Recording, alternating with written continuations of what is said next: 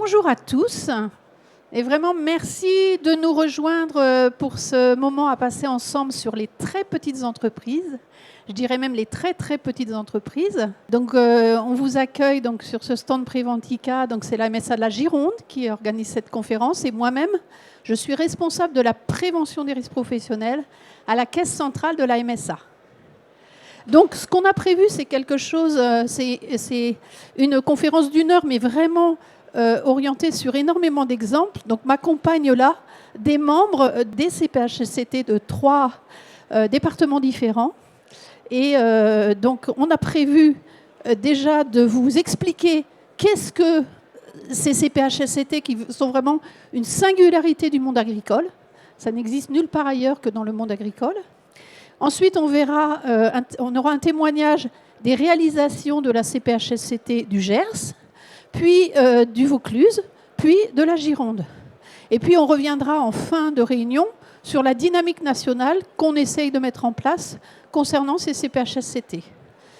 Mais pour commencer et pour rentrer dans le sujet de l'importance de ces petites entreprises dans le monde agricole et de s'occuper des conditions de travail des salariés, eh bien vous avez chacun 2 petits cartons, un carton rose et un carton vert, et on va faire un petit quiz sur 4 questions qui vont nous permettre de partager le diagnostic que l'on peut faire sur ces petites entreprises. Donc,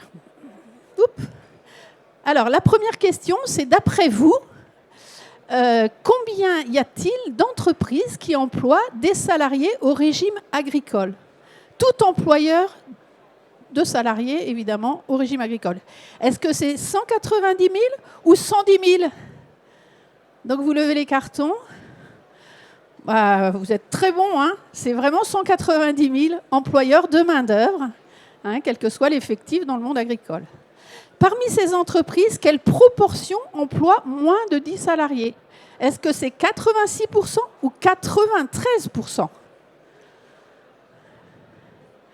Alors j'ai beaucoup de cartons rouges, quelques cartons verts, et en effet, c'est 93% qui emploient, 93% des entreprises affiliées, c'est une affiliation obligatoire au régime agricole, emploient moins de 10 ETP.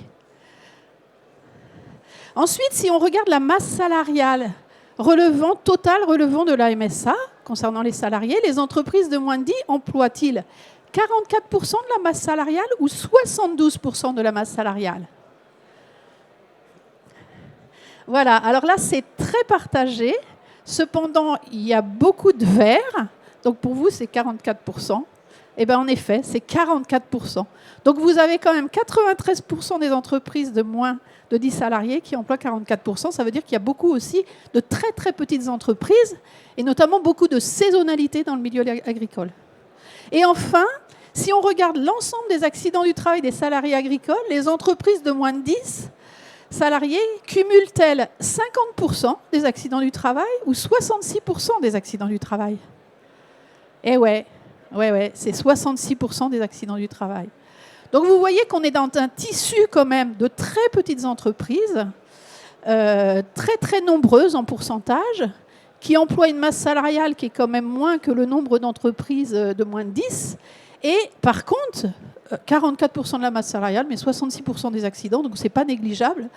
D'où, je dirais, l'action en fin de compte des partenaires sociaux qui a débuté il y a 26 ans, de créer des structures qu'on appelle des comités paritaires d'hygiène et de sécurité des conditions de travail, tout simplement parce que dans ces entreprises, vous savez qu'il n'y a pas de délégué du personnel. Donc l'idée, c'est de créer au niveau territorial une dynamique reposant sur les partenaires sociaux, et on verra, animée par les ressources de la DRETS et des MSA, pour pouvoir travailler en interfilière sur un territoire donné pour développer des actions de prévention et d'amélioration des conditions de travail.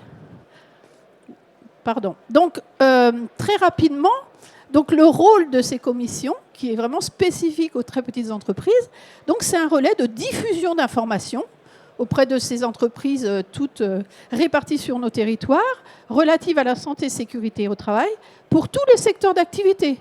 Donc on peut retrouver des représentants employeurs et salariés de polyculture élevage, de viticulture, du secteur hippique, de l'ostréiculture, des CUMA, etc. Des jardins espaces verts, donc vous pouvez avoir des représentants employeurs ou salariés de tous les secteurs d'activité. Donc c'est un lieu d'écoute des difficultés rencontrées par les salariés et employeurs des petites entreprises agricoles, qui peuvent être liées à des problématiques évidemment d'accidentologie ou de maladies professionnelles, mais aussi des problématiques de recrutement, de conditions de travail plus larges. Voilà, donc c'est un lieu de repérage et de diffusion de bonnes pratiques en matière de santé et sécurité au travail. Et on verra comment nos représentants des CPHSCT diffusent les bonnes pratiques. Et c'est surtout un laboratoire de création, un laboratoire de concepteurs de solutions et d'outils et de services pour une mise à disposition de l'ensemble des entreprises de leur territoire. Alors, je ne vais pas revenir sur les textes, vous dire juste que ça a été créé en 1999. Évidemment, chaque création d'une CPHSCT donne lieu à un arrêté préfectoral de nomination des membres. Et puis, on a fait évoluer les textes au fur et à mesure. Il y a une commission qui s'appelle la CPNACTA, je vais juste dire ça, qui a été créée pour pouvoir, au niveau national, dynamiser ces CPHSCT sur le territoire. Et du coup, travailler avec les représentants employeurs et salariés au niveau national pour que des membres soient identifiés et puissent s'inscrire dans cette dynamique de CPHSCT. Enfin, la composition, c'est 2 collèges.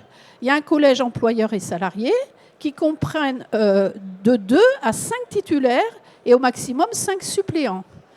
Les CPHSCT ont le choix d'être régionales ou départementales ou interdépartementales, on verra aussi.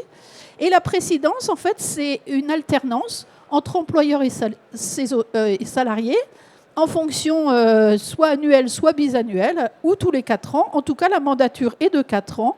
Elle est renouvelée par arrêté. Et les membres, en fait, sont dédommagés pour les réunions des CPHSCT, c'est-à-dire on prend sur le Fonds national de prévention des salariés les salaires et les déplacements des membres pour des réunions instituées par la CPHSCT. Enfin, eh bien, assistent ces CPHSCT comme voie consultative l'équipe de la MSA, que ce soit le médecin ou le conseiller en prévention, les agents chargés du contrôle de la prévention, donc, ou l'inspecteur du travail, et peuvent également être invités d'autres personnes ressources en fonction des besoins. Et le financement, je vous l'ai remis là aussi, les frais de déplacement, de salaire sont maintenus par les employeurs qui sont dédommagés, ainsi que les cotisations sociales. Et tout ça pris sur... voilà, c'est réglé par des textes. Et le reste de l'enveloppe qui est allouée à chaque MSA qui est secrétaire du CPHSCT peut être utilisé à réaliser des actions. Voilà, j'ai dit assez pour le dispositif. Maintenant, ce que je vous propose, c'est de pouvoir entendre, en tout cas, des personnes, que ce soit salariés, employeurs, mais aussi de la DRETS et de la MSA, qui vont témoigner de ce qui est réalisé, d'abord dans le Gers, puis dans le Vaucluse, puis en Gironde. Donc je donne la parole à Cyril et à Hélène pour pouvoir nous expliquer ce qu'ils font dans le Gers. Oui, merci. Bonjour à toutes et à tous. Donc, je suis Cyril Bortoluzzi de la DETS-PP du Gers, donc direction départementale du travail pour faire court, et responsable du service de l'inspection du travail donc, au sein de ce département. Et donc avec moi, il y a Hélène. Oui, donc Hélène Fourcade, moi je suis à la DRETS, donc c'est la direction régionale de l'emploi, de l'économie, des travails, des solidarités. Bon, en gros, c'est au niveau régional et c'est un appui technique de l'inspection du travail. Et on travaille en étroite collaboration avec la MSA sur la prévention des risques en agriculture. Donc aujourd'hui, on se fait les porte-parole de la CPHSCT du Gers, mais donc il y a 2 membres qui sont ici présents, donc Monsieur Leroux, donc représentant de la FDSEA, et Monsieur Guyader, donc représentant de Force ouvrière. Vous pouvez lever la main juste pour... Voilà, ils sont là. Ils sont venus avec nous. Donc la CPHSCT, donc au niveau du Gers, elle a été mise en place en 2016. Et en fait, on s'est... tu peux appuyer ? Voilà, elle s'est mise en place en 2016 et on s'est appuyé notamment sur le dialogue social agricole, donc au niveau du département, parce qu'il faut savoir que historiquement, donc, il y a une commission mixte paritaire agricole au niveau des départements qui négocie en fait comme une convention collective, donc au niveau du département, sur le secteur de la production agricole CUMA et entreprises des territoires. Donc, comme on avait un certain nombre de représentants d'employeurs et de salariés donc, dans le cadre de cette commission, On a engagé la discussion avec eux pour un moment donc mettre en place cette commission en matière de santé et sécurité au travail.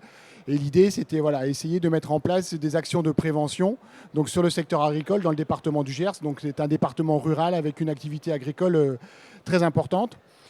Donc pour fonctionner, comme ça a été dit, donc au départ, donc il y a 2 collèges, il faut des représentants, 3 représentants de chaque collège. Alors il y a une évolution, maintenant c'est deux représentants, et donc assez rapidement on a été en capacité de mettre en place un noyau dur avec un certain nombre donc, de représentants avec qui on a pu discuter, échanger, et du coup on travaillait en collaboration avec le service prévention de la MSA bien évidemment, et donc du coup l'échelon aussi régional de l'inspection du travail. Depuis sa création, donc c'est des mandats de 4 ans. Depuis sa création, il y a eu 2 renouvellements. Donc à chaque fois, ça peut remettre en cause la pérennité de la structure. Mais bon, voilà, sur les 2 renouvellements, à chaque fois, on a eu suffisamment de représentants pour continuer à faire vivre cette instance. Et vous voyez donc la composition de la CPHSCT du Gers, avec un logo qui a été créé pour donner de la lisibilité à cette instance. Et du coup, l'idée, c'était de faire vivre cette instance à travers des actions de prévention. Tu peux mettre l'autre slide. Et du coup, il y a eu un certain nombre d'actions de prévention qui ont été menées. Alors, on vous a mis un petit QR code qui, en fait, renvoie sur la page Internet de la CPHSCT qui est hébergée par le site Internet de la caisse MSA Mini-Pyrénées Sud, puisque on dépend de cette caisse MSA. Et vous pouvez voir les différentes actions qui ont pu être menées depuis 2016. Et on voulait vous faire un petit focus sur 3 actions en particulier. Si tu peux passer mettre la slide, Donc, que sont la participation aux foires et salons du Gers, la visite de salons professionnels, et puis la prévention du risque CO2 donc dans les caves viticoles. Et c'est Hélène qui fera cette partie. Alors, participation aux foires et salons du Gers, donc c'est notamment participation à la foire agricole de Barcelone du Gers, qui est la plus grosse foire agricole donc, dans le département. Donc ça fait la 6e année consécutive, donc c'est pendant 3 jours au mois de février. Donc il y a un stand qui est tenu donc, par roulement donc, par l'ensemble des membres, ce qui permet du coup de diffuser des messages de prévention aux travailleurs agricoles. Et quand on dit aux travailleurs agricoles, et comme c'était noté, donc comme ça s'adresse à des petites structures, donc travailleurs agricoles, c'est à la fois l'exploitant agricole et à la fois les salariés qui souvent donc, travaillent dans les mêmes conditions dans les petites structures. Donc ça permet de les toucher directement. Et puis également, donc, participation, donc, là, cette année, c'était la 3e année consécutive à la Foire des entreprises des territoires. Et c'était au mois de juillet.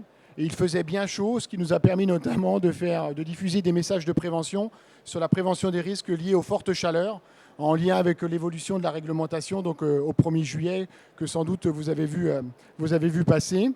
Et puis il y a aussi donc, la participation donc, à des visites, donc, des visites des salons professionnels type Citévi, Vinitech ou le salon régional de l'agriculture de Tarbes. Donc, ce qui permet en fait Donc on y va avec une délégation de membres de la CPHSCT du Gers, et ça permet d'échanger avec des professionnels de la prévention, et tout particulièrement sur le salon Vinitech, on avait discuté avec les vendeurs de tracteurs viticoles par rapport à la mise en place de cabines de catégorie 4, par rapport à l'utilisation des produits phytosanitaires. Ça nous avait aussi permis de discuter avec des fabricants de sécateurs électriques par rapport au risque de coupure, mais aussi les enjeux en matière de troubles musculo-squelettiques. D'ailleurs, on avait prolongé cette action avec une demi-journée qui avait été organisée avec le lycée agricole de Riscle auprès de jeunes en formation sur l'utilisation du sécateur électrique et donc risque de coupure et troubles musculo-squelettiques, avec tous les enjeux autour de l'affûtage et l'affilage. Donc voilà, donc ça permet de nourrir la réflexion et les connaissances des membres du CPHSCT lors de la visite de ces salons. Et puis donc aujourd'hui, on est sur une action plus particulière sur la prévention du risque CO2 dans les caves viticoles, et je laisse Hélène vous en parler. Bonjour, donc oui, je vais en parler rapidement. C'est illustrer notre dernière action qu'on fait au sein de la CPHSCT. Alors le risque CO2 dans les caves, on l'a abordé parce qu'on a une sinistralité dans la région par rapport à ce risque-là. On a eu 2 morts en 2023, 2 morts en... Bon, j'ai plus exactement les années, mais en tout cas, voilà, c'est un risque qui est important dans notre région, du fait qu'on est une région viticole. Hein. Et donc, on a repris une action qui a été initiée par la CPHSCT du Gard, hein, qui a voulu, suite aux accidents mortels qui avaient eu lieu dans le département, faire une action d'information et de sensibilisation de la profession sur ce risque. Donc, on l'a repris au niveau de la CPHSCT du Gers. Hein. On a mis en place des outils de communication, des affiches, des flyers, voilà, qu'on a mis à disposition de la profession. On a complété aussi cette action par une journée dans un chez pilote dans le Gers, hein, qui a depuis quelques années mis en place un dispositif de captation, hein, en Manciette dans le Gers, pour voir un peu les avantages, les inconvénients de ce dispositif. Donc ça a permis de voir réellement à quoi ça consistait. Et en parallèle, on mène une action, alors c'est ça que je trouve qui est intéressant dans cette action, c'est le partenariat avec la CPHSCT qui a pu se mettre en place à la fois avec les organisations professionnelles syndicales, la MSA, le service prévention, les médecins du travail, l'inspection du travail au niveau départemental, la région et les professionnels, d'essayer de faire monter en compétence un peu la profession par rapport à ce risque-là, parce que le risque CO2, rapidement, hein, il est lié à la fermentation du vin qui libère du CO2, qui est un gaz mortel, inodore, incolore, gaz mortel. Et c'est vrai que la profession a tendance à focaliser vraiment sur ce risque mortel, mais avant d'être létal, il a plein d'effets sur la santé qui, voilà, ces pertes de vigilance, des maux de tête, voilà, qui peuvent engendrer d'autres risques. Donc là-dessus, on travaille beaucoup sur ce sujet-là et avec tout un dispositif de captation à la source. Et là, bon, voilà, nous, on fait ça au niveau de la CPHSCT du Gers, mais il y a la Gironde a beaucoup travaillé sur le sujet, le Vaucluse aussi. Donc voilà, on est plusieurs départements à travailler là-dessus, mais c'était l'intérêt de faire une démarche partenariale. Voilà, rapidement.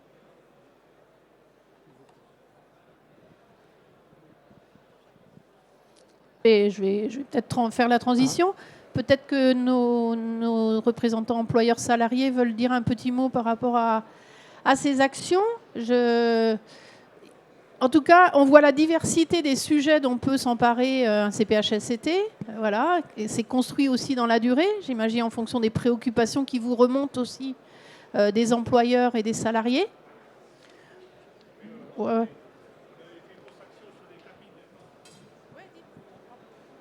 Donc Jean-François Leroux, CPHSCT du Gers. On avait fait une grosse action sur les cabines de tracteurs parce qu'on avait constaté qu'effectivement les tracteurs viticoles et arboricoles n'étaient pas équipés, alors que c'est eux qui ont beaucoup plus de risques que la grande culture, hein, puisque souvent les produits sont quand même diffusés en l'air. Donc on avait fait cette action-là. On a fait aussi une action sur le risque en hauteur, dans les chais. Voilà. Donc chaque année, on avait fait aussi sur le stockage des engrais. Donc chaque année, on essaye de trouver un thème qui préoccupe tout le monde et pour lequel on sent le besoin d'intervenir. Voilà.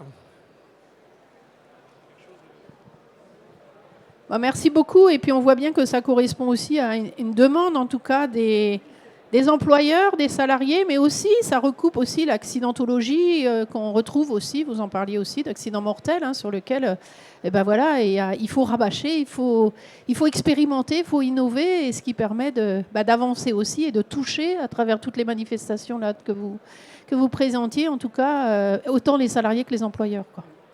Et bien maintenant, on va passer au témoignage de Jacques Verneret, qui est de la... Pardon ? Jérôme Verneret. Jérôme Verneret, qui est de la MSA d'Alpes-Vaucluse. Oui, bonjour à tout le monde. Donc en fait, moi je suis conseiller en prévention des risques professionnels et je suis en charge d'animer et épauler la CPHSCT du Vaucluse. En ce qui concerne les différentes actions qu'on a pu mener, on a donc des interventions sur les salons professionnels, mais l'historique de l'instance, c'est une création en 2002, donc c'est une des CPHSCT en fait les plus anciennes. La toute première réunion, elle a eu lieu en décembre 2002. Donc depuis cette date, depuis 23 ans, en fait, aucune discontinuité. On a réussi à chaque fois à avoir la composition complète de la commission. Et avec les organisations employeurs de la FDSEA, de l'UNEP, des entreprises des territoires, avec les 5 organisations salariées, on a juste perdu l'année dernière un membre de la CFE-CGC qui a changé d'employeur et qui a changé de département. Et à ce titre-là, malheureusement, on n'a pas pu conserver en tant que membre cette personne du collège salarié. Mais on a aussi, comme toutes les autres CPHSCT, des invités. On peut faire venir aussi des experts particuliers sur une thématique qui intéresse un projet de la CPHSCT. Ça peut être donc des entreprises de conseil, des bureaux d'études. Ça peut être différents acteurs spécialisés sur une thématique retenue. Mais on a donc la DRETS PACA, la DRETS du Vaucluse, la MSA bien sûr, et on invite nous aussi systématiquement le président du CPSS, donc c'est le comité de prévention des salariés agricoles au niveau de la MSA qui vient aussi apporter sa voix consultative sur les projets. Ce qu'il faut savoir, c'est que les personnes invitées ont voix consultative, mais ne sont pas du tout décisionnaires sur les projets. Par contre, ça permet d'alimenter un débat et c'est justement intéressant de pouvoir voir les interactions qu'on a entre les organisations employeurs, salariés et aussi les aspects réglementaires et les informations qu'on peut avoir au niveau des ministères, soit du travail, soit de l'agriculture. On anime aussi des stands. Alors on a notre ancien président qui était en pleine représentation pour promouvoir les CPHSCT au niveau, enfin la CPHSCT du Vaucluse au niveau du département. Donc sur des assemblées générales de producteurs, on a ces stands-là pour pouvoir faire connaître la CPHSCT et ses actions, comme par exemple aujourd'hui d'ailleurs au salon Préventica. On a donc des interventions au Medagri qui est basé sur Avignon, aux terres de gym en 2021 où on avait fait venir une voiture tonneau. Alors la voiture tonneau, c'était sur une action de sensibilisation sur le port des ceintures dans les machines agricoles, puisqu'en fait le réflexe il n'est pas pris au niveau des conducteurs de machines agricoles de boucler la ceinture.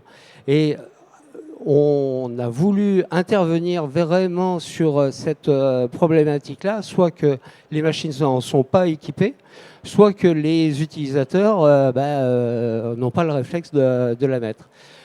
Pour sensibiliser, on avait donc fait intervenir une voiture tonneau à cette époque-là pour cet événement des terres de gym. C'était en 2021. Bon, il y a d'autres actions qui ont été menées aussi en termes de salons et de manifestations. Les actions qui sont menées sont représentées principalement sur une organisation d'accueil des saisonniers, une grosse action qui avait été faite au niveau de l'ensemble du département. On réalise aussi des analyses d'accidents, de matériel, de conformité. On essaye de partir sur le besoin réel et l'événement qui a été constaté pour pouvoir trouver des solutions et avoir des réflexions au niveau des membres. On a réalisé aussi pas mal de fiches de ce qu'on appelle nous les fiches sécurité machine, notamment aussi des guides, des articles dans la presse. Toutes ces fiches et toute cette documentation sont téléchargeables sur le site que vous avez. Donc le site Alpes Vaucluse MSA, puisque en fait la partie CPHSCT du Vaucluse est hébergée sur le site alpesvaucluse.msa.fr et également sur le site ssa.msa.fr au niveau national. Donc les fiches travaillées avec la tronçonneuse en sécurité, avec la débroussailleuse, avec le matériel pneumatique. On a réalisé un guide sur les maladies chroniques et sur également les choix et utilisation des EPI au niveau des entreprises. Vous avez quelques fascicules qui, si vous intéressent, vous pouvez les prendre sur la table qui se trouve ici. Mais notre projet phare en ce moment, c'est l'attractivité des salariés au niveau des chantiers mobiles. enfin l'attractivité des conditions de travail pour fidéliser les équipes par le biais de chantiers, enfin de bases de vie sur les chantiers agricoles. Les bases de vie, elles sont obligatoires dans le régime bâtiment travaux publics, mais réglementairement, il n'y a rien de déterminé en ce qui concerne les travaux agricoles. Pourtant, les expositions et les problématiques sont très très similaires, aussi bien pour les jardins et espaces verts que pour les productions agricoles qui nécessitent des interventions sur les cultures. Donc l'objectif, c'est de partir sur une expérimentation d'équipements, quels qu'ils soient, à partir du moment où ils sont mobiles, sur un retour d'expérience qui est attendu des utilisateurs, des salariés et des employeurs. Là, ce qu'il faut bien voir, c'est que la partie des employeurs sur ces petites équipes, bien souvent 4 à 5 personnes, l'employeur, il fait partie de l'équipe. Donc en fait, il est en relation très très étroite avec ses salariés et en fait, il est au même titre que ses équipes elles-mêmes. Donc cet aspect-là revient sur les utilisateurs, qu'ils soient salariés ou bien patrons. Mais le retour d'expérience, il est aussi attendu sur les aspects d'organisation et les conditions de travail, au niveau de la mixité des équipes et de la cohésion. Donc il y a aussi un volet social important sur ce développement-là. Et sur des aspects opérationnels, techniques, financiers, organisationnels, sur comment ça peut être mis en place, comment ça peut être entretenu, tout ce matériel, et comment c'est justement organisé par rapport à ça. Bien sûr, c'est pour les structures qui sont des entreprises agricoles, qui doivent être affiliées à la MSA, qui sont ressortissantes des CPHSCT, c'est-à-dire avoir moins de 11 équivalents temps plein annuels, être à jour des obligations et paiements de cotisations sociales, et avoir à jour son document unique d'évaluation des risques. Bien sûr, on accompagne les entreprises qui ont une mise à jour à réaliser sur ce document, et on réalise encore pas mal d'interventions de ce point de vue-là auprès des employeurs. Pour quel équipement? Donc des sanitaires, des approvisionnements en eau potable, mais aussi eau pour le lavage des mains. On a surtout vu ça pendant la période du Covid, où sur les chantiers, les salariés, comme les travailleurs, n'avaient aucune possibilité de pouvoir se laver les mains avec de l'eau et du savon, notamment avant la prise des repas. Ça peut être aussi des WC, des possibilités de lavabo et autres. Il n'y a pas d'éléments limitants. Tout ça, c'est une réflexion qui est menée avec l'employeur et les équipes de salariés. Mais ça peut être aussi des équipements de cuisine, des frigos pour avoir, en période de forte chaleur, la possibilité de se désaltérer plus facilement. Mais des plaques de cuisson, des fours, éviers, etc. Pouvoir manger chaud quand on est en taille de vigne et qu'il gèle dehors, on est bien content de pouvoir manger un plat chaud au niveau du repas de midi. Et d'autres équipements qui permettent de pouvoir ombrager les lieux de pause et de prise de repas. Ça peut être du mobilier de restauration, pouvoir avoir des tables et des chaises avec dossier pour la prise de repas. Ça peut être des vestiaires. Les vestiaires, c'est extrêmement important pour les travailleurs dans les vignes ou dans les champs, notamment en cas d'intempérie. Pouvoir se changer alors qu'on est complètement trempé. C'est aussi quelque chose de très important de ce point de vue-là. Donc, en tout état de cause, le projet ne se limite pas à ces seuls équipements. Et chaque intention de projet est examinée et soumise à l'accord et au débat entre les salariés et les employeurs. Là, c'est un petit reportage. Il suffit d'appuyer une fois et ça va lancer. Donc là, c'est un retour d'expérience. Alors, sur pas mal de projets qu'on a eus, la meilleure solution, c'était bien souvent de pouvoir acquérir une caravane d'occasion qui est entre les 3 à 4 000 euros et qui peut être aidée justement pour l'expérimentation, aidée financièrement de ce point de vue-là. Pourquoi on est parti sur ces types de projets? C'est le coût réduit d'acquisition, mais c'est aussi que les caravanes, si elles sont correctes, sont déjà toutes équipées, aussi bien en WC qu'en douche, qu'en lavabo, et avec quelque chose qui permet de pouvoir satisfaire au confort. Et voilà le retour d'expérience d'une première expérimentation.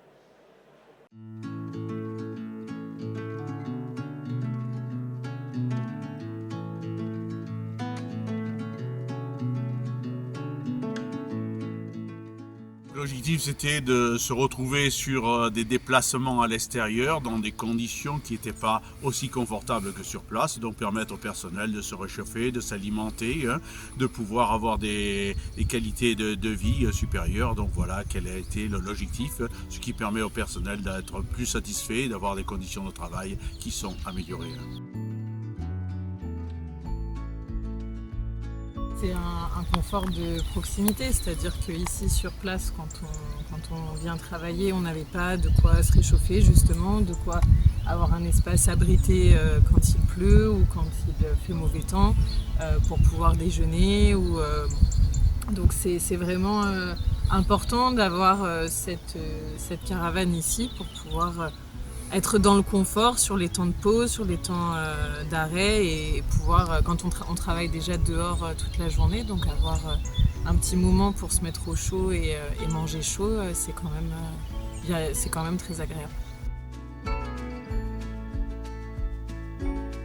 Alors, c'est un espace qui est vraiment petit, la caravane, donc finalement, ça demande pas... Du moment que les équipes, que tout le monde... Nous, on a un roulement généralement, au niveau des équipes pour faire la vaisselle, etc. Donc ça s'organise plutôt bien. Il suffit que ce soit organisé un petit peu en amont, mais ça s'organise plutôt bien. Et voilà, l'espace caravane à nettoyer, ça reste quand même pas quelque chose qui nous prend beaucoup de temps. Donc non, ça se gère très bien.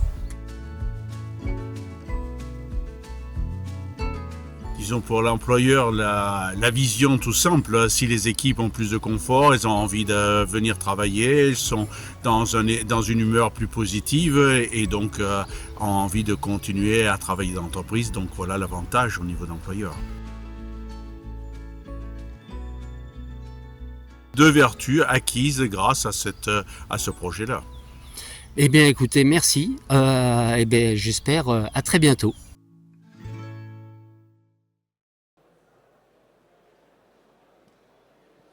Voilà donc le retour d'un employeur et d'une salariée, alors qui est chef d'équipe en fait.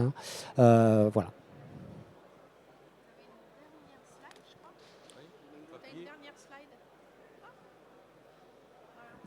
Oui, alors ça c'était les accompagnements, pardon, autant pour moi.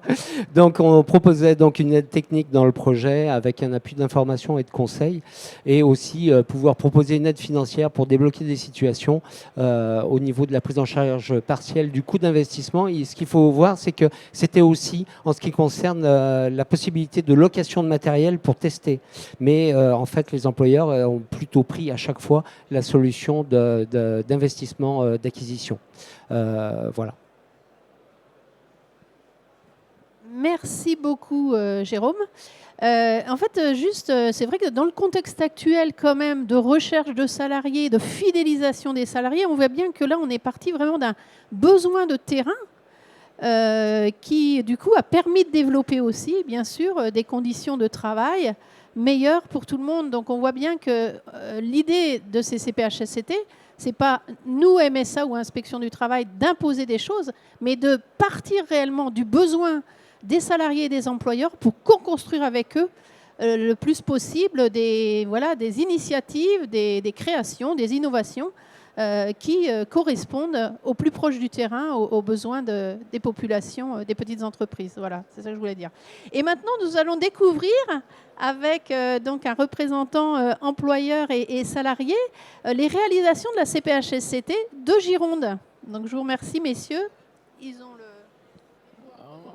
bonjour, je suis Jean-Claude Puyot, je suis représentant des salariés pour le syndicat national écart des entreprises agricoles CFE-CGC. Je vais vous parler du témoignage de la Gironde, c'est-à-dire la création d'un site internet. Alors la CHSCT de la Gironde a été créée en 2007, donc elle a 18 ans. Et depuis, elle a toujours fonctionné, il n'y a jamais eu de rupture. Et elle a mené plusieurs actions notamment la présentation, la présence dans des manifestations agricoles pour diffuser des informations professionnelles. Dans les comices agricoles, nous avons présenté les risques routiers lors des vendanges. Lors du salon Vinomat, qui est un salon viticulture en Nord-Gironde, l'affûtage des sécateurs de taille dans la vigne. Dans les réunions cantonales aussi, cantonales MSA, nous intervenons. Nous avons parlé de sensibilisation aux risques phytosanitaires. Nous organisons aussi...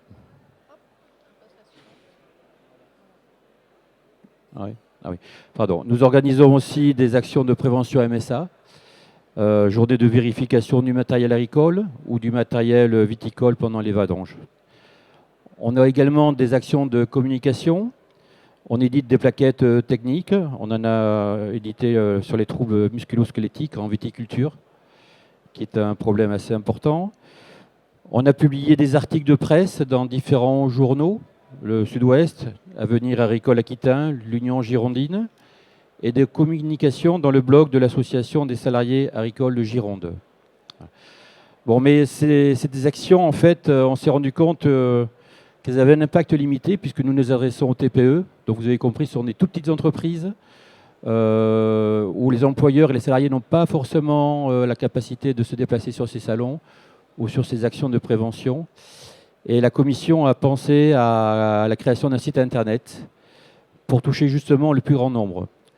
Le site internet, vous avez le QR code à droite, à votre droite, si vous voulez accéder. Alors le site internet a été élaboré récemment, en 2019. Il a été lancé officiellement en 2020, à l'occasion de l'inauguration de la campagne de prévention du risque routier pendant les vendanges. C'était une période... C'était la période qui correspondait au premier confinement de la Covid-19. Et c'était au final une période qui était plutôt favorable au lancement d'un site internet de ce type-là. L'ensemble des frais de création du site internet ont été pris en charge par la dotation annuelle de la Caisse centrale de la MSA, attribuée à la Commission. Alors, quels sont les objectifs de ce site internet? Il y en a 4 principaux. Alors, c'est évidemment toucher le maximum de TPE agricoles, puisqu'on a vu tout à l'heure que les actions menées jusqu'alors ne concernaient pas tout le monde. Donc, la population, c'est les salariés, les exploitants et les employeurs de main-d'œuvre. Le deuxième objectif, c'est diffuser gratuitement les informations relatives à la prévention des risques professionnels et à l'amélioration des conditions de travail grâce à des vidéos, à des documentations, à des outils numériques que vous allez pouvoir retrouver sur le site internet. Également, faire la promotion des actions de la commission, autant que...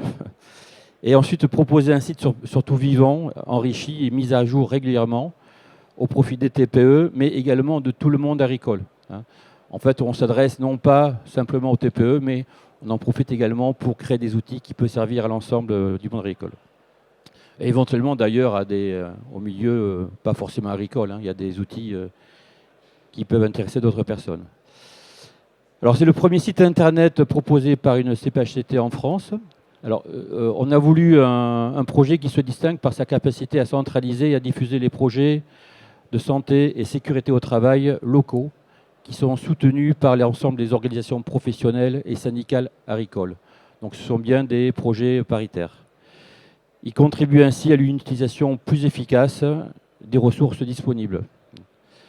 Alors le site, c'est un outil de référence qui peut servir aux autres CPHCT ou organisations similaires qui veulent optimiser leur stratégie de prévention et de communication. Il a été conçu pour être un outil durable, évolutif, adaptable aux besoins des utilisateurs. Il a été mis en place par un webmaster qui régulièrement nous met au courant des évolutions technologiques en matière de création numérique et de partage du contenu sur les réseaux sociaux. Alors c'est un site qui est utilisable par n'importe quel support, que ce soit un ordinateur, un smartphone, une tablette. Et on peut accéder à tous les outils ou à tous les documents n'importe où. Alors la hausse, c'est donc un site qui a 4 ans maintenant. On a une hausse, on a une hausse des consultations, qui sont souvent liées d'ailleurs à une actualité. En 2023, par exemple, la page la plus consultée, ça a été l'action sur les exosquelettes. Et en 2024, ça a été le risque routier vendange, quand on a parlé du transfert national pendant la foire agricole de Bordeaux. En 2023, on a complété le site par une page LinkedIn, justement pour partager l'actualité en flux continu. Et d'ailleurs, les pages LinkedIn sont beaucoup plus consultées que le site internet, 7 fois plus. Voilà, donc là vous avez sur l'image la page d'accueil du site, avec les différents onglets en haut. Et on a ouvert un onglet, et donc vous avez les différents outils. Et c'est mon voisin qui va vous présenter le site tel quel, avec quelques exemples. Merci.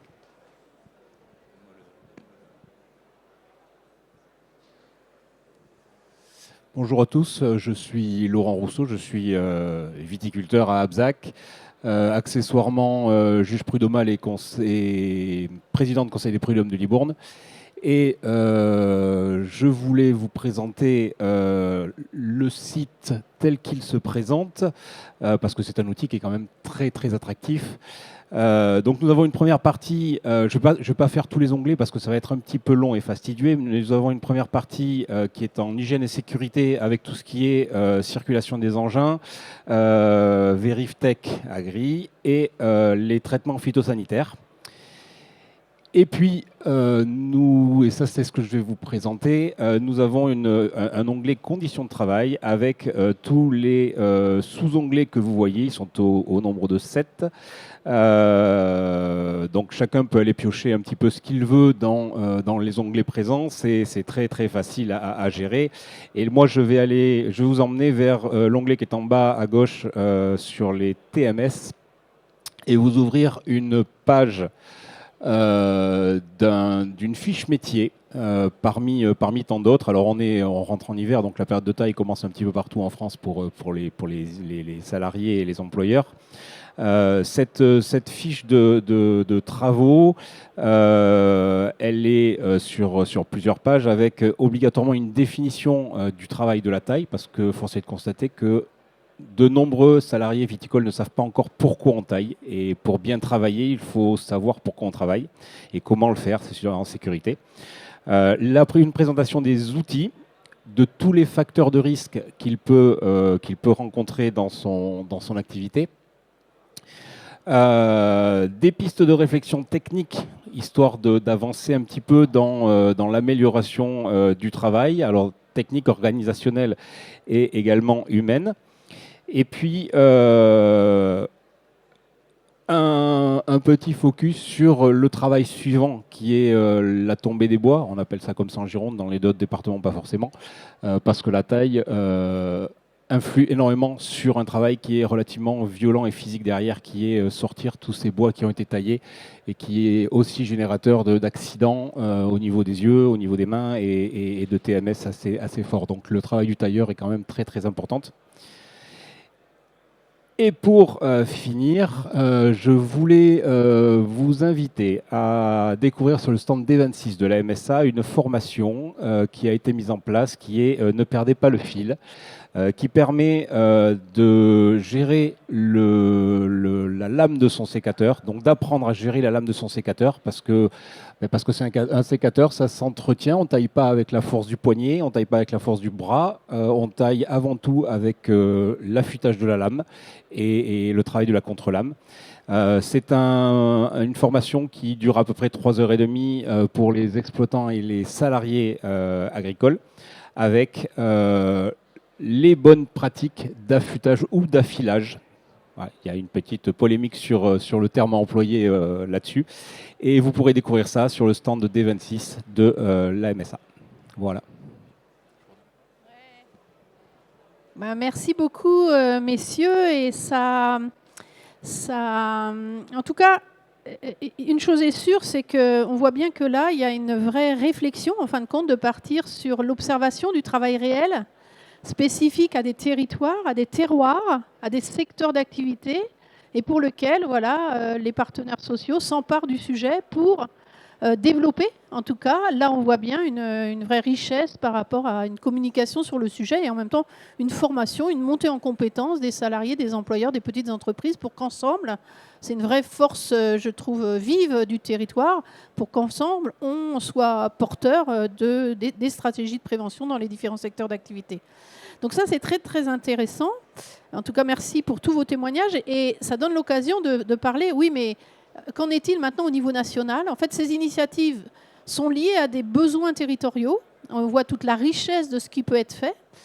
Mais moi, au niveau national, on a un souci aussi de mutualiser toutes ces initiatives pour pouvoir en faire bénéficier les uns et les autres. Et là, vous avez sur une carte de France, en fait, qui est découpée par MSA. Je ne sais pas, c'est ni les grandes régions, ni les départements, c'est par MSA. Il y a 35 MSA sur le territoire, puisque la MSA, en fait, reçoit, dès qu'il y a une création de CPHSCT, un arrêté de nomination, une enveloppe pour animer et s'impliquer avec les collègues de la DRETS dans l'animation de ces CPHSCT. Donc vous voyez qu'aujourd'hui, on a 24 CPHSCT actives, en tout cas, qui sont sur les territoires, sur 15 départements, 15 qui sont départementales. Et c'est vraiment un choix des partenaires sociaux de rester au niveau départemental ou pas. Et 9 qui sont pluridépartementales, ou voire embrassent une région quand une MSA est sur un périmètre régional. Donc la couverture territoriale, alors il y en a 13 qui ont été renouvelés assez récemment, tout simplement parce qu'on a aménagé aussi les textes, et ça c'est toujours possible, pour pouvoir donner plus de possibilités d'action au CPHSCT. Notamment, une partie de l'enveloppe initialement n'était que pour la compensation des journées de travail, mais là l'enveloppe sert aussi à déployer des actions sur les territoires. Et donc la couverture territoriale nationale aujourd'hui est de 40,5%, 39 départements sur les 96, et elles sont présentes, en tout cas ces CPHSCT, et elles impliquent nos équipes, que ce soit la MSA et les DRETS, sur 19 MSA sur les 35.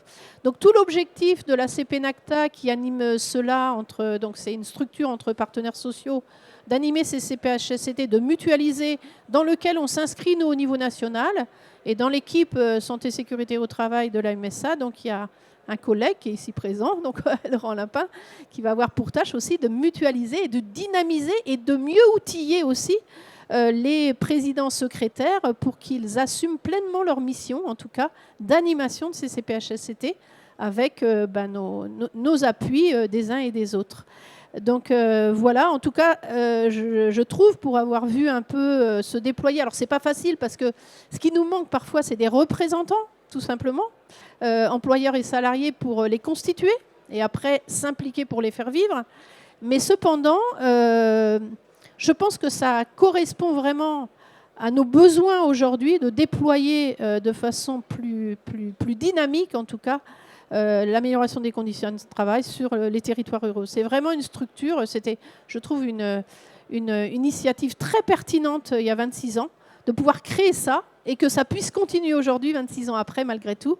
Voilà, ça peut donner aussi des idées aussi au régime général par rapport au tissu des petites entreprises qu'ils ont aussi sur les territoires.